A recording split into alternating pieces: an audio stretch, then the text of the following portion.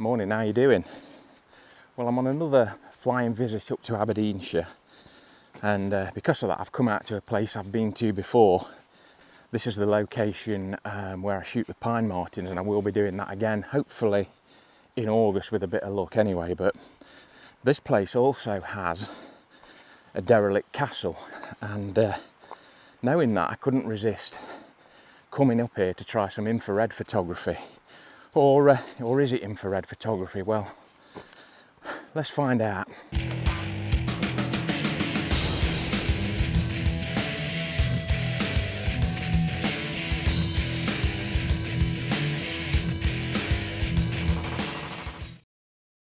Right, with the stunning Gigit Castle as a backdrop, I thought I'd just spend a little time, just for those that you want to have a go at this type of photography, just to let you know which or what sort of equipment that you'll need to be using. Now, any digital camera really will do the job. Just so happens today I'm using the A7R III, but I could use the A6400, A6000, any other manufacturer of digital camera whatsoever will do the job. So any camera, you don't have to have it specially converted or anything like that. Lens wise, if you've got a camera that came with a standard lens, a kit lens, you can use that, that's fine. Today I'm using this Viltrox 24mm f1.8. As you can see, it's already got a filter on it here, but I've also been using this, and it's a Pentacon 30mm f3.5 made in GDR, so I think it's probably a 1980s lens, and because I'm shooting manual anyway, it doesn't really matter. So you've got your lens, and then this section here at the back is just an adapter, and you can get these adapters for loads and loads of different manufacturers. So I think this one's a Pentax mount to obviously an E mount, and that allows you to put the old lens onto this adapter at this side and then put this onto your camera at this side. There's no electronic connections, but you don't need any, you're just really using the optics of the lens. So any lens will do. And I think this one cost me about 30 quid off eBay, something like that. You can pick them up really cheaply. And then all you need subsequent to that, a couple of things really. You'll need an infrared filter like this one, and you need to get that fits the thread of your lens. So most lenses will have a threaded end on the end here where you can put a filter on, and this is a CEYOMUR filter. These are readily available on Amazon, and I will put a link to these in the description of the video. And basically it's a pro optical filter. It tells you it's a 55mm thread which fits this Viltrox lens, and it's an infrared filter. And as I say, I'll put a link so you can just whack straight onto that. These cost about 20-30 quid, I think. I've had this one for a while, so they're not too expensive. And that's really all you need apart from a tripod. So because you're putting a really dark filter, it's a really dark red filter on the front of your lens, it basically means that most of the time you're going to be shooting at shutter speeds of like a 1/6 of a second, a 1/3 of a second, up to anything up to 6-7 seconds. So obviously you can't handhold that, so you're going to need a tripod. And basically that's it, that's all the kit you need. So most of the stuff I would say you're probably going to have already. If you're a photographer, you're going to have a camera, you're going to have a lens, and that's it, all the equipment you need. And yeah, we'll go into the settings as we make the video. Right, so for this first shot that you can see behind me, just here, what you've basically got is there's a staircase on the outside of the castle, and there's also a nice little doorway here at the bottom, and it's all covered with ivy, which with some nice sunlight on it should come out really well in the infrared. And what I'm trying to do is, obviously I want the staircase in there because that leads you up, but also the doorway, and you can actually just about see through to the other side, which is letting some light through, because it's open on the other side. It doesn't lead into a dark area, it just opens out onto a courtyard on the other side of this castle. So yeah, it looks quite nice on the camera. As with infrared, when you do take an infrared image, you'll see that the image on the back of the camera is red. Obviously you correct that in post-processing, but at the minute it's looking really nice. So I'm shooting at the moment, settings wise, at quite a high ISO actually. I'm about 1600 ISO, and the reason for that is I'm not really bothered about graining the images. In fact, when I've finished and when I'm post-processing these images, I probably will add more grain anyway. If you look at any of sort of Simon Marsden's images, which is the sort of thing that I'm inspired by, you'll see that a lot of them are very grainy, and it just adds to the mystery and the suspense of the image, I think. So yeah, I'm about 1600 ISO at the minute, which, as I say, I'm not bothered about. I'm shooting at f8, which is getting everything nice and sharp. And at the minute it's about a 3.2 second exposure.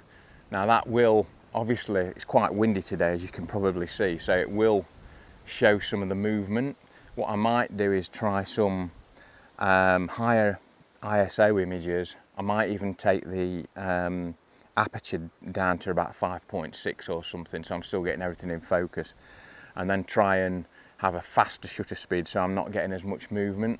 Because obviously what I'm going to get, you see these trees above the castle here, they're all going to be blurred, which sometimes looks quite nice, again adds to the suspense of the image, but other times you want to try and freeze it. So when it's really bright, I might be seeing if I can sort of freeze that as well. But yeah, it's just trying different things really, try different settings, and then when you get back into post-processing, you just look at the one that is giving you that feeling, that mood that you wanted most, is the one that you'll pick and you'll work on. So there are also some other buildings further around in the woods, an old sort of Victorian house I think it is that's abandoned, so we might go and have a look at that, and we might see if there's some nicely bent and twisted trees as well that we can have a go in the actual wood over there. So cracking. Let's see how this one came out.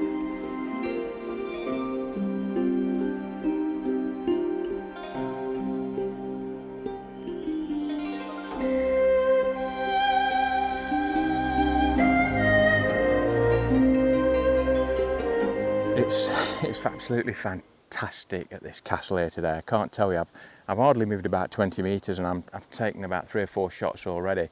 This one I've got behind me here seems to be a little bit of a theme developing with regard to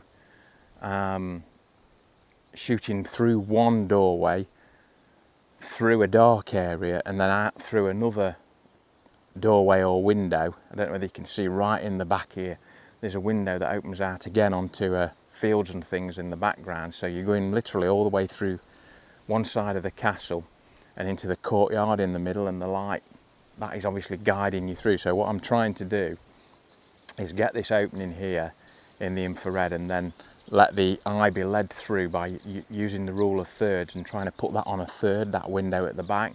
So you're going through that dark area, you're having to pass through that dark, mysterious area in the middle that you can't really see what's going on, and then out through to the light in the back. Trying different settings, so different ISOs. It's just experimentation, and again, I take probably 10 pictures of the same shot exactly. Once I've got the composition how I like it, and again, it's a case of taking the filter off first, getting the composition set up, getting some initial settings set up. The most important thing is the focus and trying not to knock it. So trying to get the focus right, and everything that you want in focus, then put the infrared filter on, and then you're really just messing about with shutter speed, ISO, and maybe aperture, just to try and change the effect that you're getting and how much light you're getting through. But yeah, it looks really nice on the back of the camera, so I'm hoping that one comes out, and yeah, we'll try some more.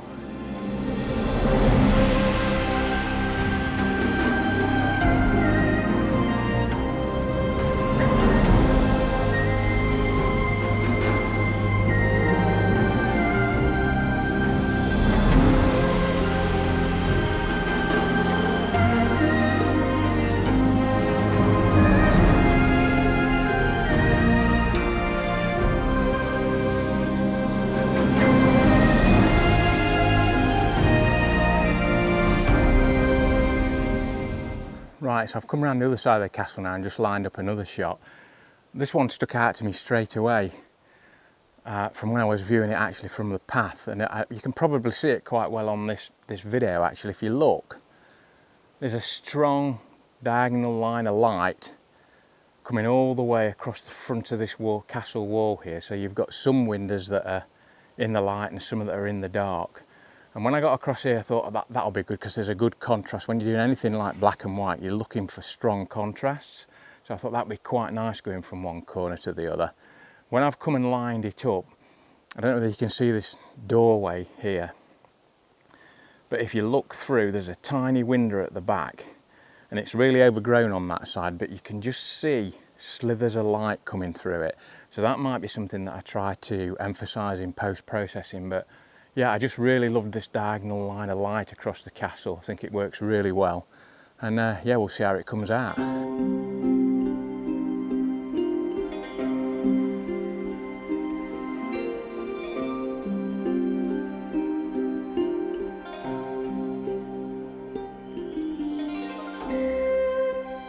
Right, so what is infrared photography? Well, strictly speaking, the photography that we're doing today is not full infrared, and there's a number of reasons for that. Every digital camera that you buy has something called an IR filter over the sensor, and that IR filter is designed, infrared filter, is to filter out the infrared wavelength of light so that it doesn't get through to the sensor, because you don't want that in normal pictures. Now, you can get around that by various ways. Some people have that IR filter removed, but the problem with that is that it then really renders the camera useless for any other form of photography other than infrared. And actually, if I show you a full infrared image up here, to me that looks completely strange. It looks completely alien. You know it's infrared. That is completely different to the images that I've been showing you today, and I'm hoping what you'll say is when you see the images that are up there, they're monochrome, but there's something not quite right about them. That's the feeling I want to come through in the images, because, and if you look at Simon Marsden's books, he was dealing with sort of the ghostly and apparitions and castles and derelict castles and all this sort of you know, spirits and things like that, and he brought that through in his images. And I think he did that by actually not doing full infrared images. And as I say, this is what I've tried to create with the digital camera, and I'm hoping I'm doing that. So you've got this feeling of unsettled. It's not quite what it seems. It's monochrome, but there's something strange about it. And then hopefully what I'm trying to do when I take the image is just use everything that you normally use as a landscape photographer. So your composition, you're trying to, when you're there in the moment and when you see the image that you've taken on the back of your camera, you're saying to yourself, what does that make me feel? Does it make me feel apprehensive, scared? Am I wondering what's there? Am I seeing myself there on a dark night with the moon just casting shadows down on this derelict castle, and is there a shadow moving there? Is there something moving in that window? What can I see through there? It's trying to bring all that out in the viewer so that you, when you're looking at one of my photos that I've taken like this, it takes you somewhere else and it tells a little bit of a story. And that, you know, when you're doing landscape photography or anything, that's really all you're trying to do to elevate an image from just the normal, it's a picture of a bridge, it's a picture of a castle. It's if you can take that viewer on a journey through that image and make them feel different things, that's when I think that you are sort of really succeeding as a photographer and, you know, creating a piece of art.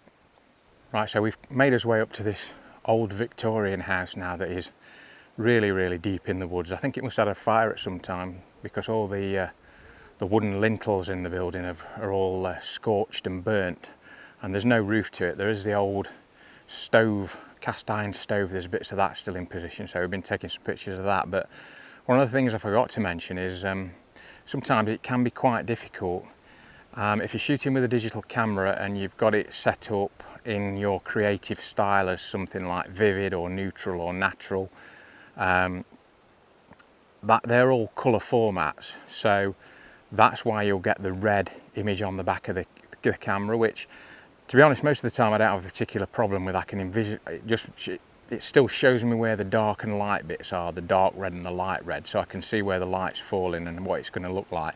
But if you want to be able to visualize it a little bit more, what you can do is, if in your creative style or your picture style, whatever it's called in your settings on your camera, if you change it to monochrome or black and white, although you'll find, or you should find, I do anyway, when I download the raw image to my computer, it shows me a color image, but on the actual screen you'll be able to see the image in black and white, which can sometimes help you see where the contrast is and help you make a decision about which image you like best and where you want the light to fall. So just a little tip for you there when you're doing this type of photography. But again, you know, another beautiful location up here.